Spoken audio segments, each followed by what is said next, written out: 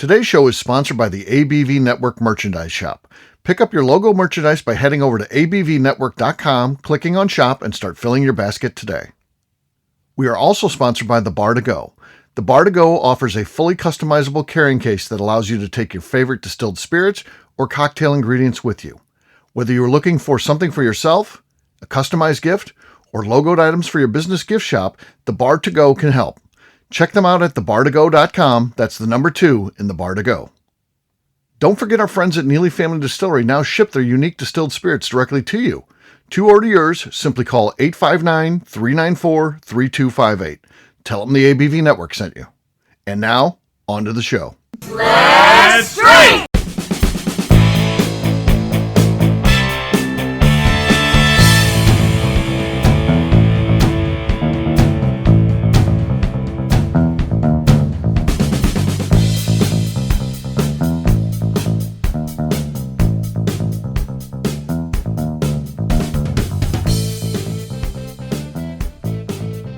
Welcome to the Bourbon Daily, the podcast about everything bourbon delivered to you every day of the week. Today on the show, we will be evaluating experiment 42, one of 60 experiments StilL 630 in St. Louis is releasing over a 5-year time frame.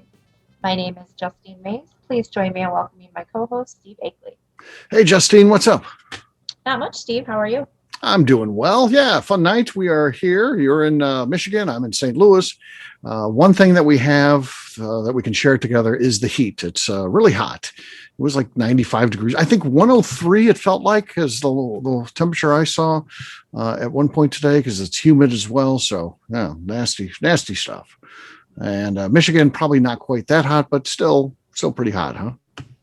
Yeah, I don't know what the temperature was today. I know it was freaking hot. And you were outside working and stuff, getting ready for your nephew's graduation party. So, yeah. So currently it is 75, but we have a storm front coming in. So okay. It's definitely cooled down quite a bit. But I know when I left to go to my brother's, I want to say it was like almost 90. And I think I left my house at like 2:30. Gotcha. So, yeah, we should have a fun show today. We're back doing one of our experiments, number 42. I like the sound of that. Jackie Robinson's number, famous, retired from baseball. So 42. So it's amazing how some numbers just strike a chord with you. And that one certainly does. So that just adds another twist to this. And Dave, who loves numbers. So I just, appealing to him with some number knowledge there. Just drop some knowledge specifically for him. I've got a question for you. This has nothing to do with bourbon. Where did you learn how to type? How did you learn how to type? Type? Yes. In typing class in high school on a typewriter. Yes, me too. I we had computers by the time I was in high school. There was computer labs in that, but it wasn't a big thing. Like now, I'm sure every classroom has computers, and kids probably even have laptops. I don't know, but yeah, I learned how to type in typing class in high school. So I had Mrs. Bias. I bet you Mrs. Bias was this, and I graduated in 86. I probably had typing class in, 84, 83. I don't know, somewhere in there. And Mrs. Bias, I bet you Mrs. Bias was 70 years old, at least. She was ancient. And every single day, someone would come in and she'd have open time at the beginning. I don't know, like Johnny Carson or something. She'd stand up the front and just talk about stuff. And she'd ask if you have any questions. You could ask about anything. And someone always said, Mrs. Bias, your hair looks nice today. And every single day she would ask this, and every single day she would be like, oh, thank you. It's a wig. She'd do the whispering thing. But the kids are bad because they torture the teachers like that. I remember we had a guy in middle school too. He had a big thing with gum, and people would come in with gum every day, and he'd come strolling out with a can and make you spit it in the can. And I don't know, it was and the more they do this stuff, which they think they're trying to teach you something or be funny, and the more the kids, it's just a way for them to humor themselves. So yes, typing class though, I was not good at it, but I ultimately picked it up. I don't remember being particularly good at it because you had to do like time tests. Not only do you have to learn, but there was time tests involved. Did you have to do the same thing, Justine? Were they doing like time tests and that? Yeah. My biggest downfall was when you had to like, I mean, you had your like book on the little like book stand thing or whatever, like next to you, and you were supposed to not look at Right. you were supposed Yeah. to keep your eyes on the book and like type. And yeah, I always looked, and she would always call me out on it. Yeah, Yeah. I had Mrs. Van Dyke um, for typing, and she was, I don't want to say she was mean, but she was very strict. Her husband, Mr. Van Dyke, was the gym teacher and like the football coach and stuff. Okay. So he would come in the room sometimes, like he would substitute for us and stuff, and he was pretty strict too. But yeah, I always looked and I always got yelled at. Yeah. And then today it's not typing class, it's keyboarding is what they call it today. At least I don't know. That's what they did at my daughter's school. And they learned it much younger. Like when like I said, high school was when you learned how to type. Kids, that's an elementary school thing, but they learn how to keyboard. I like how you just said elementary. Yeah, the thing that kills me that they don't teach anymore is cursive. Yeah. Yeah. Like you have to, I mean, even if you don't write in cursive, like my handwriting is kind of like a combo of cursive and printing, and like it's not great by any means. I mean, if I really put my mind to it, I can, write really nice. But if I'm just like writing down notes or whatever, like it is not. It almost looks like a doctor's handwriting. But it's like you need to know how to. You have to sign your name. You can't just print out your name as an adult. Like you have to put stuff on legal documents. Like you have to sign your name. You can't just print it out. So like it, yeah. I think my sister-in-law taught my nephews how to do it. That's good. Yeah. Do you ever, I mean, there's some kids, I don't know, my daughter, I think can read that stuff, but I've seen other young people, you show them something written in cursive and they say they can't read it. They don't know what it says. It's like almost a foreign language to them. And it's like all the letters are kind of the same. I mean, they all flow together. Which it especially kind of like now that I think about it in like today's time, it kills me that they don't do cursive. When you look at like if you go to like Hobby Lobby or even on Etsy, like any signs that people make for like birthdays, baby showers, or whatever, it's all in like calligraphy cursive stuff. So it's like who's gonna make the signs later in life? When if they don't know how to write in cursive. So it'll all be computers, I guess. It'll be yeah. I guess I don't know. Yeah, no one's going to be writing like that. So yeah, it's a weird thing. You wonder why that got dropped and why just kind of across the board everyone got rid of that. It's a weird thing, and you also wonder what happens. Like I did math the same way my parents did math, but my daughter had that new math, which I honestly don't even really understand what it is or how it works. That common core math or whatever. Yeah, I don't understand it, Justine. And then she, would need legitimate help with homework and that, and I couldn't do it. I couldn't. So I can't do like third grader math. I don't know how that stuff works. Yeah. I don't know why they changed it. It seemed to work. I mean, I don't have kids, so I don't have to deal with it. Thankfully, my nephews never asked me any. But I've seen all of my friends like post about it on Facebook, and their kids ask them like how to do this, and then they'll like put like a snapshot of it out there, and it's like WTF. It's like, Right. Glad I don't have to do that. Yeah. Yeah. So you feel like an idiot because you can't help your kid do their homework. It's weird. And I have no idea why it's supposedly better. I guess I'd have to learn it and then do side by side what I think is better, but it's just so weird that they changed that. Although I will have to say, I've been thinking about going back to finish my associate's degree. And my last like general course that I have to take is a math class. Oh, and so I hope it's like Old school math. Like old school algebra, and there's not like some new Common Core algebra that I have to like figure out. Totally. Because I don't know how to do the old stuff, and I'm sure as shit not going to know how to do the new stuff. Yeah. So yeah, that's interesting stuff. Things do change when it comes to school and stuff like that. And if you're a parent, you have to evolve a bit and go online and research stuff to help a kid do homework. So and that's another thing I didn't have to deal with, and neither did you. Is having kids in a global pandemic. My daughter, I have a daughter, but she is she's graduated college and has a job. So I didn't have to deal with, staying at home and basically, I know that there's still some structure of school, but most of that's then put on the parents, to do a lot of the things that they're normally doing in the classroom. So gosh darn, what a crazy, tough, bad year this has been. And it's nice to see so many things turning around, and I hope we just continue on with that. So, yeah. Yeah. Thankfully, both my nephews seem to, they had their school was like a hybrid school where you either went to school or you were virtual school. But then, so both my nephews went into school to class, but then on Wednesdays was kind of like a teacher catch-up day. And so then everybody was virtual that day or something like that. So it was they went to school Monday, Tuesday, Thursday, Friday, and then they were at home.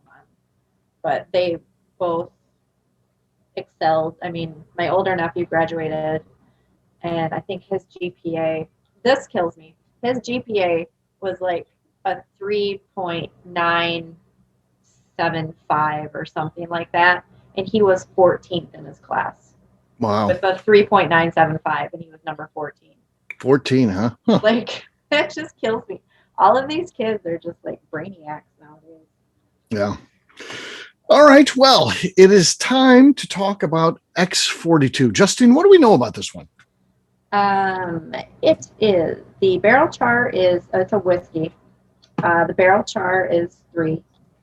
It is 27 months old, 100%. I don't know what 12L barley means. Is that a type of barley, I'm assuming? Yeah, I don't know what that code means. I don't know. Yeah. Not sure. So yeah, 100% barley. And it is 100 proof. Okay. 100 proof, as always. Okay. Let's do a cork pop. Do you want to go first, or do you want me to go first? Okay, here we go. Good luck to me.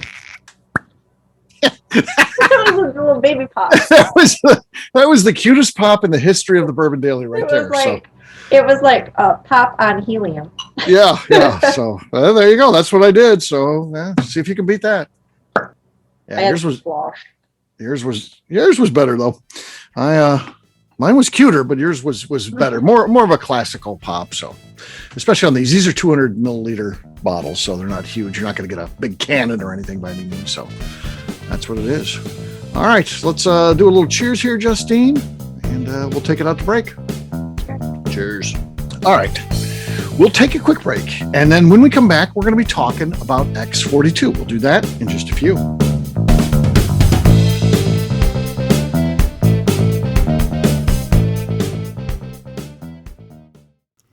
Hello, this is Steve Akeley, owner of the ABV Network, and let's talk for a moment about our sponsors, the people that make this show happen. First up is our friends at Moonshine University. In 2017, I completed my Executive Bourbon Steward certification at their office in Louisville. The information I learned through lead instructor Colin Blake and their team there is something that I continue to draw upon frequently in my role at the ABV Network.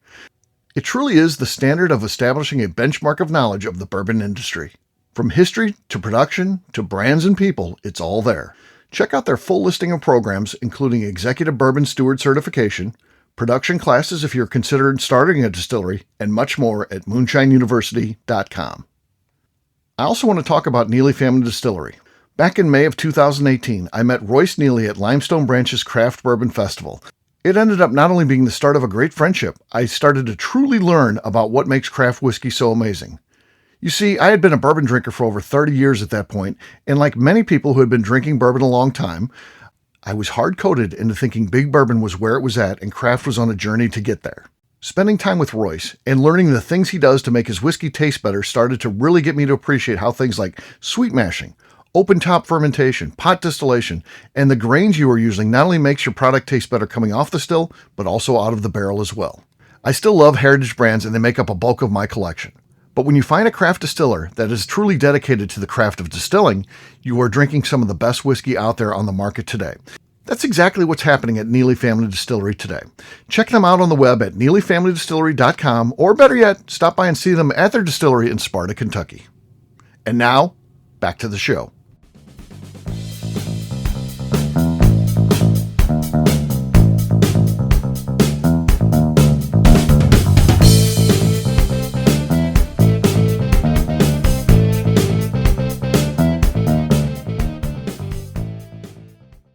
All right, I'm Neil. And I'm Melanie.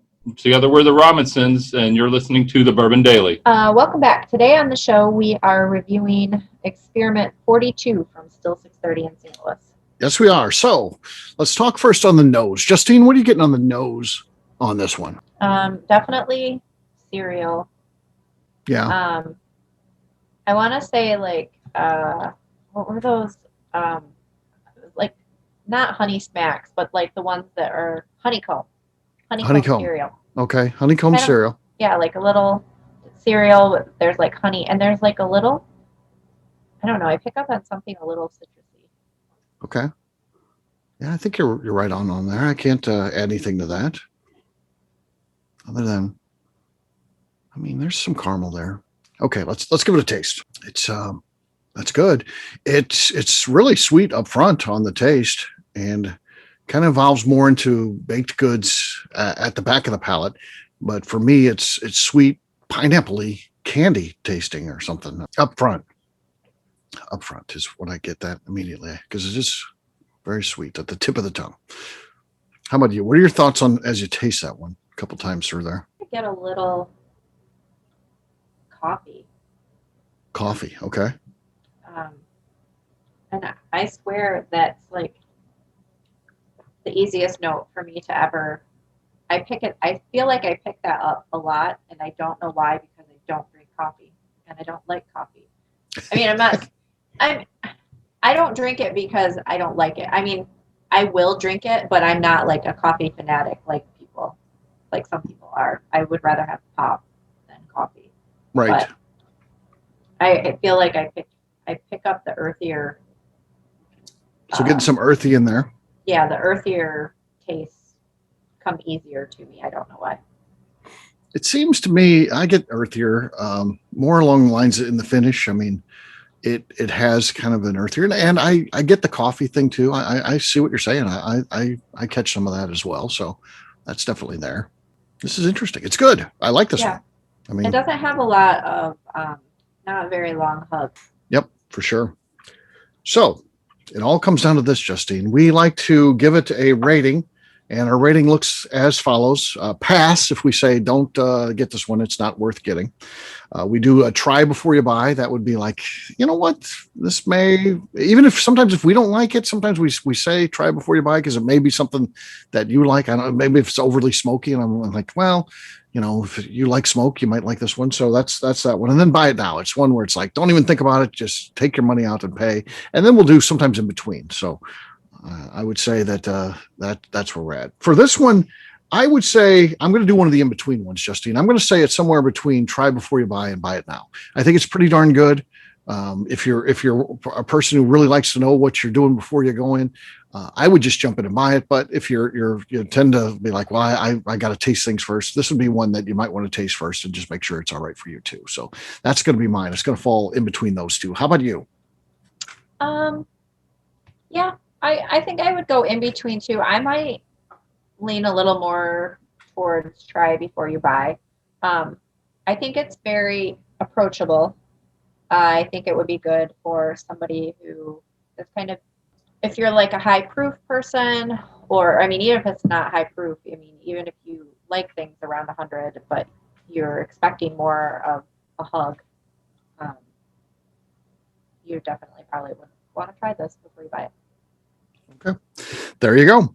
So that is our official ratings, and these do come out at events. And the good news is that Still 630's First Friday events are back. Matter of fact, they're still doing a couple different days a month. You're going to want to check out the website to see exactly, but you know that they're always going to be doing the First Friday one. So Justine, tell us a little bit about First Fridays, where they release these, and I go and I get I talk to people and get these quotes that you hear on some of the shows. The first Fridays, on the first Friday of the month, you can visit the distillery to join in on the Experimental Spirit Series. The events are free. They start at around 5:30, which you want to get there early and get your cocktails from the librarians.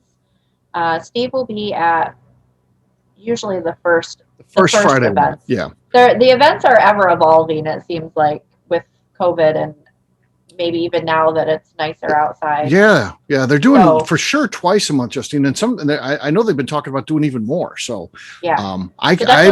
I make the first Friday one is because I've committed to it on my calendar. So yeah, definitely keep an eye out on their social media platforms, because Dave's very good about keeping everybody updated about when to come to the distillery. The address of the distillery is 1000 South 4th Street, and the website is StilL630.com. Cool. Very good stuff. And I know that we haven't heard yet when the 5-year-old Rally Point Rye is coming out. So still waiting on that. I got a little insider information that it may not be out till after summer. So we'll see. But when that does come out, jump on it, because those do not last long. And it's a 5-year-old rye. It is really good stuff. I would encourage the audience to grab one. And when that does happen, especially if you're going to be coming through St. Louis, you have to pick it up in St. Louis. It doesn't ship. So you either have to know someone in St. Louis or have the ability to pick it up. So there you go. All right. Well, we'll wrap this one up as we always do by talking about where people can find us. Justine, we'll start with you. Where can people find you? You can find me on Instagram at JA_Mays. You can find our shop at abvnetwork.com and on Instagram at abvnetworkshop. All right. For me, I'm an easy guy to find. I'm at Steve Akeley on Twitter, Instagram, or Facebook. I've got a website, steveakeley.com. We've also got a company website. That thing's abvnetwork.com. Check it out, because everything that we do is out there. We put all of our previous shows, our blogs, so much more, abvnetwork.com. Justine, anything else to say before we get out of here? Would just like to remind the audience to please give us a 5-star review that includes comments that helps new people find the show, which is very important to us. Also, if you like what we're doing, please visit our Patreon page at patreon.com/theABVNetwork. All right. Great job today, Justine. For our audience, we'll have a brand new show for you tomorrow. Looking forward to that. Until then, take care, everybody. See ya. Bye. Peace.